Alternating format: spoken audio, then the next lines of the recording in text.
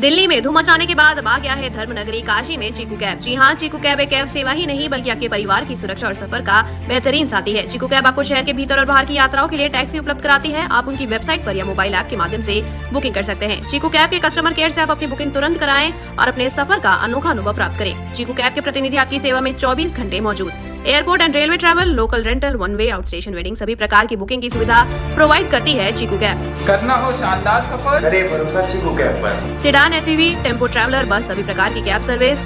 चीकू cab का मुख्य focus पारदर्शी बिलिंग, सुरक्षा और ग्राहक सेवा पर निर्भर। वाराणसी पुलिस कमिश्नर की साइबर क्राइम टीम ने एक बड़ी सफलता हासिल करते हुए डिजिटल हाउस अरेस्ट के नाम पर आम लोगों से करोड़ों की ठगी करने वाले गैंग का पर्दाफाश किया है।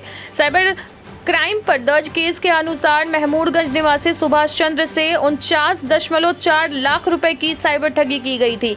जांच में सामने आया कि आरोपी फर्जी गिरफ्तारी का डर दिखाकर लोगों को मानसिक दबाव में लेते थे और फिर उनसे ठगी करते थे। पुलिस ने इस मामले में 3 शातिर साइबर अपराधी गौरव जायसवाल लखनऊ, दबिश उर रहमान और असद वकील खान सीतापुर को गिरफ्तार किया है। इनके पास से मोबाइल फोन और 3,335 रुपए नकद बरामद हुए हैं।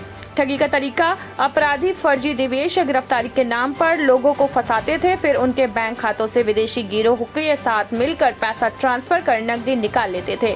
इसके बदले में डॉलर में कमीशन भी मिलता था। पुलिस अब इनके विदेशी नेटवर्क की भी जांच कर रही है।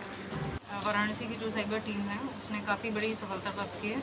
ये एक हमारा मुकदमा चल रहा था 16/25, जो कि हमारे लिए काफ़ी सेंसिटिव था क्योंकि ये डिजिटल अरेस्ट का मैटर था और इसमें एक जो रिटायर्ड असिस्टेंट रजिस्ट्रार थे हाई कोर्ट के, उनके साथ काफ़ी बड़ी मात्रा में फ्रॉड हुआ था। तो जब इसमें विवेचना हमने स्टार्ट की तो ये जब खातों का एनालिसिस हुआ तो फिर ये 3 लोग मिले। उसमें से एक जो खाता धारक है वो उसने खाता खोल के खाता अपना बेचा था। बाकी 2 जो साइबर अपराधी हैं वो लोग खाते खुलवाते थे लोगों को, उसमें जो फ्रॉड के पैसे थे उसमें संकलित करते थे और हवाले के माध्यम से दुबई भी भेजने की इसमें बात आ रही है। पुराना कोई अपराध है लोग? अभी तो फ़िलहाल तो कोई आपराधिक इतिहास हमने नहीं देखा है, बट ये पहले भी इस प्रकार की घटनाएं कर चुके हैं। गिरफ्तारी कहाँ से हुई है? ये लोग सीतापुर और लखनऊ के हैं। ये लोग जांच के क्रम में हमारे साथ आए थे और फिर इनकी गिरफ्तारी यहीं बनारस से ही हुई है। जो लोग धनराशि काफी बड़ी दिखाई दे रही है, 49 लाख के आसपास की धनराशि दिखाई दे रही है। जी, जो फ्रॉड का अमाउंट है वो उसमें काफ़ी बड़ी धनराशि है, पर इसमें अभी फ़िलहाल जो बरामदगी हुई है फ़ोन्स की ही बरामदगी हुई है, ज़्यादा कैश बरामदगी नहीं हुई है। इसमें जो पैसा का फ्लो है, क्योंकि अधिकतर हवाले के माध्यम में इंडिया के बाहर चला गया है, तो इसमें अभी फिर भी हम प्रयास कर रहे हैं जो बाकी अन्य खातों में जो पैसा क्योंकि है विदेशों से लिंक लग रहा है मैडम, तो जी क्योंकि आपकी बातचीत से ऐसा लग रहा है, आपने जो ज्ञान विदेशों से ऐसा लिंक लग रहा है, दुबई जैसे बड़ी कंट्री से लिंक लग रहा है, तो क्या कुछ इस पर अभी तक हम लोग पहुंच पाए हैं? विदेश में कुछ नाम सामने आ पा रहे हैं कि ये कौन लोग हैं? कुछ नाम सामने आ रहे हैं, बट वो अभी हमारे विवेचना में सम्मिलित हो गए हैं, तो अभी रिवील करना ठीक नहीं है। तो इस पर अभी काम चल रहा है और इसमें विवेचना जारी है। क्या ये कोई सरगना बना हुआ है? सरगना के तहत किया जाता है इसको? ये इन लोगों का गैंग है। अभी फ़िलहाल ये लोग टेलीग्राम से आपस में मिलते जुलते रहते हैं। ये लोग तो आपस में परिचित भी थे।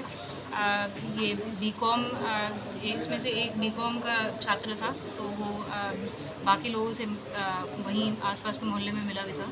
तो इनकी ये एक गैंग थी, बट साइबर अपराध जैसे कि आप जानते हैं पूरे देश विदेश में इन लोगों के लिंक्स रहते हैं। इन तीनों का रोल क्या था? इन तीनों का रोल यही था कि ये खाता खुलवाते थे और जो पैसा था संकलित करके बाहर भेजते थे। साइबर की घटनाएं बढ़ती जा रही हैं, साइबर अपराध की, तो क्या कुछ संदेश देना चाहेंगे आप हमारी जनता के लिए, बनारस की जनता के और जनता के लिए? कैसे बनारस की जनता को हम यही संदेश देना चाहेंगे, जो कि संदेश आपको, अगर आप कॉलर ट्यून भी आज फ़ोन जब चलाते हैं तो कॉलर ट्यून में भी बजता है, तो कृपया उसे ध्यान दें, है ना, इग्नोर ना करें। यही है कि जब यदि कोई आपको फर्जी CBI का अधिकारी बनता है या फिर फर्जी जज का कॉल आता है, तो फिर वो डिजिटल अरेस्ट का मामला हो सकता है। आपको अवेयर रहना चाहिए, और यदि किसी के साथ साइबर अपराध की घटना होती है तो फिर आप 1930 या फिर cybercrime.gov.in हमारा जो पोर्टल है उसमें तुरंत अपनी कंप्लेंट दर्ज कराएं। बहुत सारे नंबर ऐसे हैं व्हाट्सएप पे